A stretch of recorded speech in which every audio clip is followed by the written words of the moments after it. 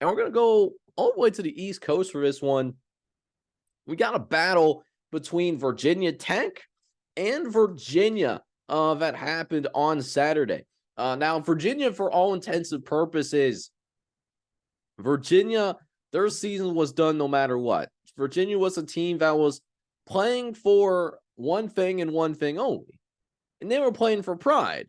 And sometimes that's all you need in this beautiful game of college football, especially in this modern era where you see more kids in the transfer portal, not because they're sick and tired of not getting playing time. That's not always the case. Sometimes kids are shown the door because they aren't performing at a high enough level, or they're just recruiting misses.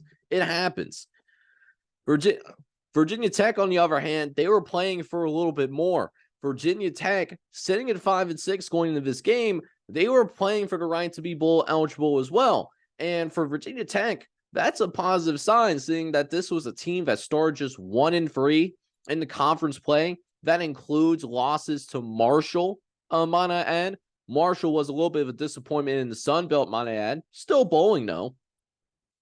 And yet, they clawed their way out of it. They continue to fight, and lo and behold, they put themselves in a spot to where, hey, if we just take down our rivals in Charlottesville, Virginia, we'll be bowl eligible. And listen, Virginia was trying its best to play a spoiler, but unfortunately, just wasn't enough. Kyron Drones of Virginia Tech, he's only a sophomore, by the way, looked amazing in this game. He threw for 3 touchdown passes in the particular game. Really a clean game. Not in the sense of maybe the flashiest of stats by any means. He completed less than half of his passes, which is not the best thing in the world by any stretch of the imagination. But when he did hit a pass, it went for a big play. His average completion went for, like 20 yards? His average completion was 20 yards. He had a long of 84. And then he also ran for 50 yards too. So nice dual threat quarterback to Kyron Drones. Maybe something that you could build off of going into the future. But he had some help. He had some help as well. Brayshawn Tuden, he was dynamic in both the running game as well as in special teams as well. Tuden, a guy that ended up scoring on a 32-yard scamper as well, on a way to a pretty successful day, actually. 16 carries, 117 yards, and a tutty. So it was a good day overall. But not only did he have a touchdown on the ground, he also had that touchdown on special teams as well. He ended up with that 94-yard kickoff return as well. And that kickoff return really helped set the tone for Virginia Tech to let it be known that, hey, even though we are a favorite, even though we are the big brothers in the state of Virginia, we're going to take you seriously. And it showed by how they came out firing on all cylinders. For example, in the first half alone, not only did Virginia Tech have a significant lead on the scoreboard, but also in total yards as well. Virginia Tech nearly had 300 yards at the half. That is impressive to do no matter who you're going up against, compared to just 60 yards allowed in the game. That's why Virginia did not score at all in the first half. They were not moving the ball to begin with. First downs were too much of a challenge in the first place. So you love to see that. You love to see that type of effort. And Virginia Tech playing some good ball here towards the end of the year. They finished 4-2 in the second half of the season. Granted, the opponents that they play aren't great, but their only 2 losses are to Louisville and NC State. Those are 2 teams when you see the college football playoff rankings come out. I'm recording this a couple of hours before the college football playoff rankings actually do come out. Both of those teams will be ranked in the top 25. And that's a big deal. That is actually a massive deal for Virginia Tech, because this is a program that is moving in the right direction. So, biggest takeaway here, Virginia Tech, they use that dual threat ability. And Drones is a big kid as well, by the way, 234 pounds. He moves guys. He gets guys on the ground. He is that dude. So Virginia Tech did a great job utilizing his skill set. And because of this win, Virginia Tech they have a chance and an opportunity to get some extra practices in. And with it being a younger team, that's a bigger deal for this Virginia Tech program.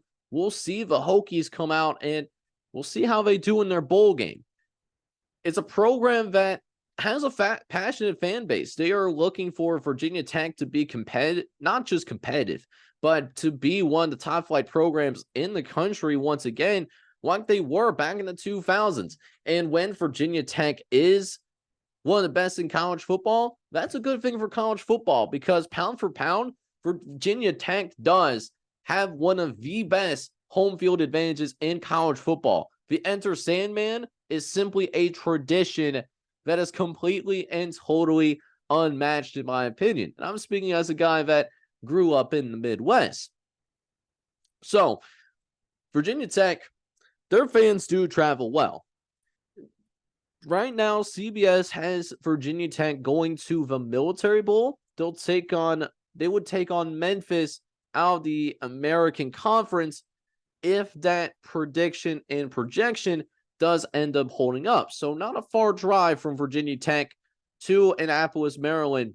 By the way, been to the Maryland Bowl, the Military Bowl back in the early 2010s when Cincinnati went, and ironically, it was against this Virginia Tech team.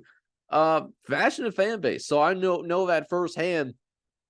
There were more fans at that Military Bowl for Virginia Tech than there were for Cincinnati. But this was also in the Tommy Tuberville days, so take that with an absolute great assault. Virginia, though, Virginia, listen, they fought with some pride in the second half of the season. They ended up going 3-for-3 in the second half of the year, but it became clear that they were overmatched from the start. And they're going to have to work on recruiting. They're going to work on having to get more Power 5 caliber bodies through the transfer portal as well in order to build this Virginia Cavalier program back up, because they didn't even get a first down until their 5th series. So the first 4 times that Virginia had the ball, Virginia was going 3 and out. And that's an issue. That's a major issue when you're going up against your rivals and you have your rival in your home turf as well. And not only that, they were sloppy in this game as well. They got 2 consecutive roughing the passer penalties. And next thing you know, they were trailing 24-0. And they tried their best to claw back in the second half, but it was already too late. There was nothing that they can do about it. Good learning experience. Hopefully Virginia continues to go in the right direction, because we are pulling for Virginia here on the Any Given Saturday podcast after what we saw recently in terms of the fact that we saw an extreme tragedy happen on their campus. We're still thinking about them, even though it's a year from today, just about when that tragedy happened that led Virginia, and rightfully so, to cancel the remainder of their football season. So thoughts and prayers continue to be with the Virginia program. We are rooting for them to continue to ascend back into relevancy, particularly in the ACC.